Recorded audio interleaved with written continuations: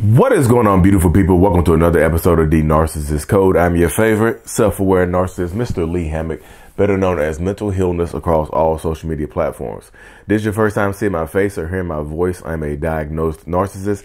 I use my platform on social media to raise awareness for NPD, get more people into therapy, and then also validate the victims, survivors, and thrivers of said disorder. Today's episode is going to be about reactive abuse, but not how you normally hear about reactive abuse. This is going to be about reactive abuse from the perspective of a narcissistic person. What's going on in the mind of a narcissist when you're having a reactive abuse incident where you're reacting to their abuse? Okay, so if you're new here, if you don't know what reactive abuse is, it's when a narcissistic person, toxic person, or somebody in general, anybody in general, any person in general, pokes and pokes and pokes you, prods you, and then, pokes and prods you, and then you react. You explode. You react out of character. You yell. You scream. You do a lot of stuff. You don't recognize yourself. You might be hit. You might hit them. You might throw things. You might be yelling and screaming and cussing and just speaking in tongues or whatever you say, whatever the dynamic is at that moment in time.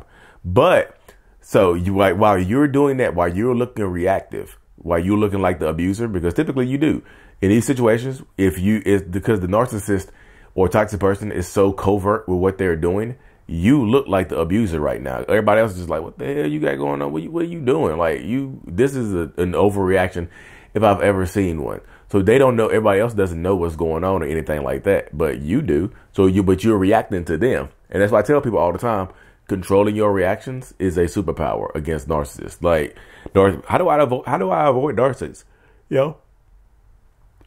Set boundaries and control your reactions. But what's going on in the mind of a narcissistic person? Like, why do they set you off on purpose? One reason, they're like bored.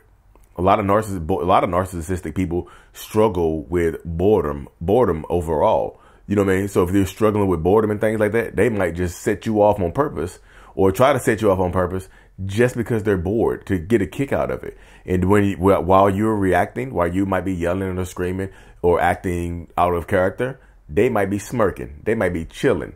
Or they may also be yelling and screaming and acting out of character. Now they getting loud. Or they'll pretend to be calm, cool, and collected while you're yelling and screaming and trying to hit them. They might pull their phone out and record you and things like that. But what's going on in the narcissist's mind, they feel good, y'all. Some narcissists, toxic people, actually get pleasure from setting you off on purpose. You know what I mean? From doing things like that on purpose. They set you off on purpose. They do all the other stuff, and then they get the reaction you want. It's like watching a plan in order. It's like watching a plan come together and things like that. So when you're doing this dynamic, when you're dealing with a narcissistic person, when you're yelling and screaming, they might be sitting right there, cool, calm, and collected, and like feeling good about themselves, which in turn may make you even angrier. You might react even more because they're so calm, cool, and collected. Now you get mad because you're yelling and screaming. You actually get madder because of their calm, cool demeanor, because you know that they set you off. But like I said, some narcissists actually feel good when they set you off. It's like a superpower for a narcissist. Like, damn, I'm in control of your reaction. I actually, a lot of narcissists want control anyway, so they go through their heads. It's just like, damn, I really am in control of this person right here. You really have no control over your own self.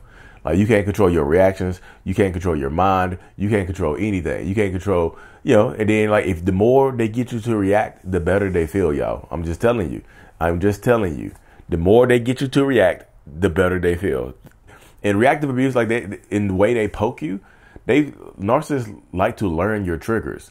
Well, how do they learn our triggers? Sometimes, just throughout the longevity of a relationship, most times you're going to figure out what triggers the other person. But sometimes you just tell them. Sometimes narcissists ask you to tell them your triggers. Hey, can you please just tell me what triggers you so I don't do those things? And then they actually go out and do exactly those things. You see what I'm saying? So you are in control of yourself. Like I say, again, I know I feel like sometimes I talk to y'all like y'all children or something like that, but you have to be in control of yourself. Because unless you want that narcissist, I'm telling you, it's like some of them beat on their chest. And believe, how do you know all this? I'm one of the people that feel good, used to feel good when I get somebody to react. I still do it now here and there, but it's not bad. The way I do it now is not horrible. I used to do it like to get reactions out of people, but now it's just like little.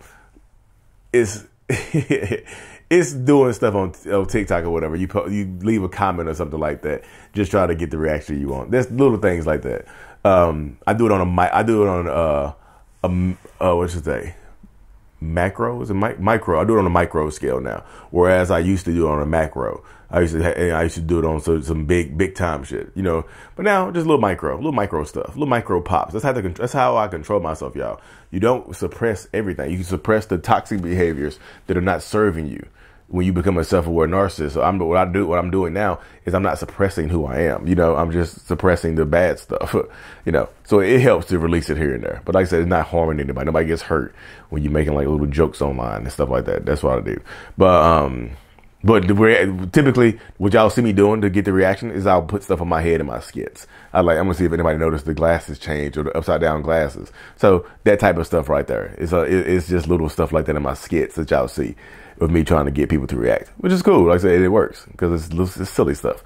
But yeah, some narcissists actually feel good when they get you to react, y'all. Some of them will. So like, some of them they'll act scared or whatever, but they typically are not scared unless you are threatening to harm them. They might actually be scared, but most times they're not actually scared of you. They might pretend to be scared of you and go right into victim mode and things like that, because narcissistic people love to play the victim to circumstances that they themselves have created. So they'll set you off on purpose, do horrible things to you, and then play the victim to make it seem like you know they had nothing to do with how you got to where you are right now in this situation. Yeah, some narcissists, like they make plans, y'all. Some narcissists get a kick out of setting you off on purpose. It's like, I'll tell you, it's like fulfilling. It's just like they get the fool off of messing with you and things like that with your reactions, you know. But like if you don't react the way they want you to react, yeah, they tend to fizz out and be frustrated. So they might get angry. So if your reaction to their abusive behaviors is not what they want, they could very well get angry. Yeah, some feel good, some could very well get angry. But like you can tell, y'all. Let's say the longer you're with somebody, the more you should get to know that person and things like that. You know what I mean? So protect yourself.